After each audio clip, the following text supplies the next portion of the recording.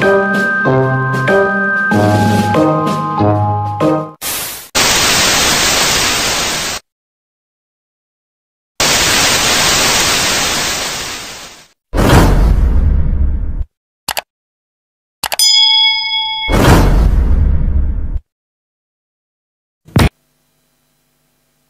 mau bikin video ini untuk kasih awareness buat teman-teman yang mungkin nggak tahu ini sebelumnya, kayak aku nggak tahu ini sebelumnya. Jadi mungkin teman-teman bisa belajar dari pengalaman aku supaya nggak ngulangin kesalahan yang sama. Jadi aku punya nomor prabayar di salah satu provider yang memang nomor itu tuh, nomor prabayar itu tuh sudah aku nggak pakai dan jadi nggak aktif. Dan akhirnya karena aku nggak pernah ngisi pulsa, tapi aku masih keep nomornya karena kadang-kadang tuh OTP datang masuk, terus kayak nomor ini tuh masih terhubung sama bank-bank beberapa bank sama kartu kredit. Nah, aku biasanya cuma ngisi pulsa kayak 10.000, 25.000 supaya tetap aktif aja. Cuman ada momen aku tuh lalai dan kesalahan aku tidak memperpanjang masa aktifnya sehingga itu jadi masa tegang. Dan akhirnya provider nomor yang aku punya pasca bayar itu menjual nomorku yang tidak aktif ini ke orang lain.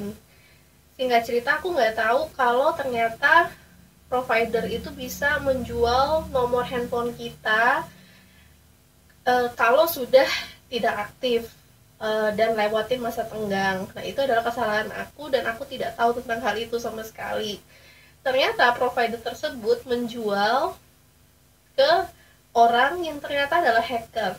Jadi tanggal 15 Maret hacker tersebut membeli nomor yang sudah nggak aktif dan akhirnya dipakai untuk pertama membobol kartu kredit aku.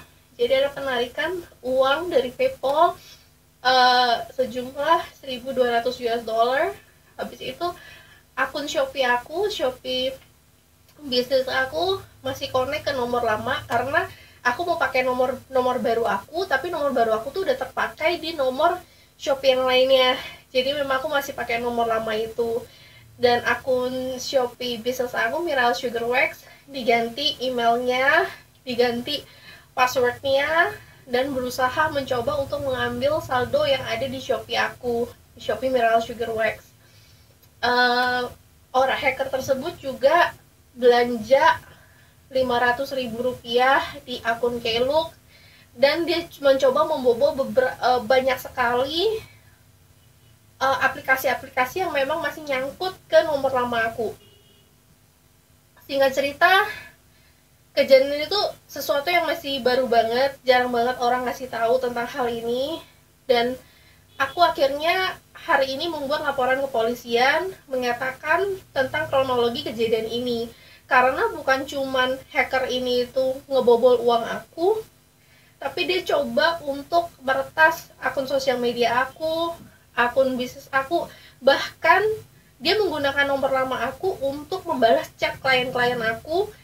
Dan ada satu klien aku yang dimintain sejumlah uang. Jadi menurut aku ini bukan cuman aku yang dirugikan, tapi orang lain yang nggak tahu kalau aku tuh ganti nomor. Singkat cerita, aku bawa ke kepolisian.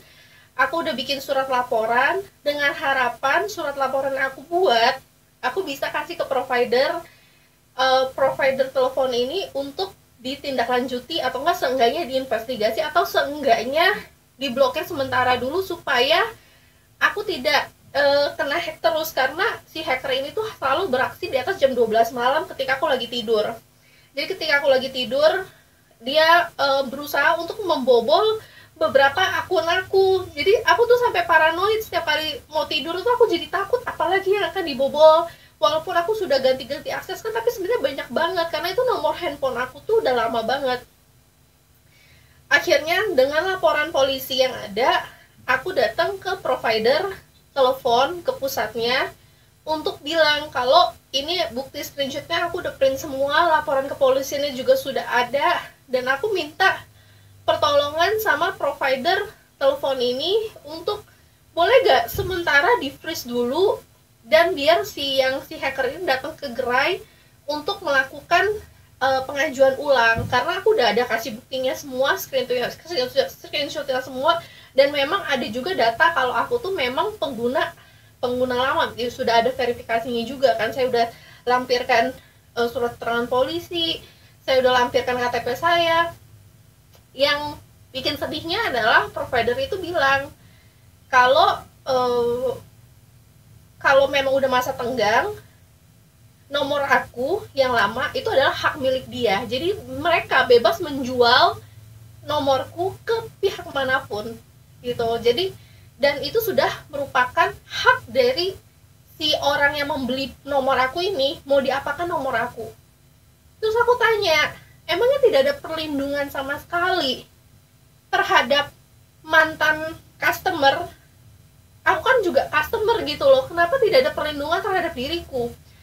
Singkat cerita dia bilang, ya semestinya kamu sebagai customer kamu tetap keep nomor itu, jangan sampai nomornya itu masa tenggang terus isi pulsa. Kalau misalnya itu lalai dilakukan, ya udah, intinya provider tersebut berhak untuk mengambil aku punya informasi, mengambil aku punya nomor handphone untuk dijual ke siapapun itu gitu loh. Aku mengakui ini adalah kesalahan aku karena aku tidak melanjutkan untuk ngisi pulsa, tapi aku bilang ini kan udah kejadian, ini adalah kesalahan aku, tapi setiap hari si hacker ini tuh mencoba melakukan pembobolan menggunakan nomor handphone nama aku. Apakah tidak ada perlindungan sama sekali dari provider kepada aku gitu loh, pihak yang dirugikan dengan segala macam screenshot. Nah, providernya bilang ya ntar coba saya lanjutkan ke pihak terkait lah, saya coba ajukan ke pihak departemen komplain segala macam. Jadi tidak ada aksi. Terus aku bilang, setiap malam si hacker ini terus beraksi, apa yang bisa dilakukan oleh kamu untuk melindungi aku gitu loh. Intinya gak ada sama sekali. Gini, aku nggak mau komplain tentang atau nggak mau seek justice tentang provider yang satu mana, karena udahlah useless lah menurut aku. Cuman yang bikin aku sedih itu cara jawabnya, cara penanganannya. Aku ngerasa kayak nggak ada empatinya sama sekali, dan aku nggak pernah aku juga pembisnis ya, jadi aku nggak pernah setidak mau mendengarkan itu. Jadi malah dari tadi conversationnya aku terus yang disalahin, siapa suruh lu nggak perpanjang, siapa suruh lu nggak isi pulsa. Aku bilang iya aku salah, aku tahu aku salah, tapi aku butuh perlindungan juga, karena kalau kamu jual misalnya ke siapapun itu aku nggak masalah, tapi jangan sampai jual informasi aku dan nomor handphone aku ke orang hacker tersebut gitu loh. Sampai aku berpikir, kok bisa hacker itu tuh bisa beli nomor aku gitu loh, tahu dari mana informasi kalau nomor aku tuh ternyata udah masa tenggang. Aku jadi berpikir-pikir, ini kenapa bisa kejadian pas banget tahu kalau memang aku pengusaha dan nomor itu terlink ke banyak banget bank. Akhirnya sekarang kartu kredit aku kena bobol, akun aku kena bobol, aku punya sosial media kena hack juga. Jadi banyak sekali dan aku butuh perlindungan gitu loh. Ternyata lumayan sedih juga ya, maksudnya sebagai seorang warga Indonesia ternyata perlindungan yang aku imajinasikan tuh gak nyata gitu, gak eksis. Aku ngerasa kecewa banget hidup di negara yang aku bela dan aku bangga-banggakan gitu, tapi ternyata untuk sesimpel ada empati terhadap orang yang kena musibah aja, ada empati untuk ya udah seenggaknya cari jalan keluar bersama, itu ternyata nggak ada gitu loh dari perusahaan sebesar itu. Ya intinya dari sharingan aku ini, aku ajak teman-teman jangan ngulangin kesalahan kayak aku. Kalau memang teman-teman tuh punya nomor yang udah hampir nggak aktif tapi masih ke link, ke connect ke akun manapun itu, bukan cuma akun Shopee, Tokopedia, tapi juga akun sesimpel kayak akun trip.com, akun-akun jalan-jalan, karena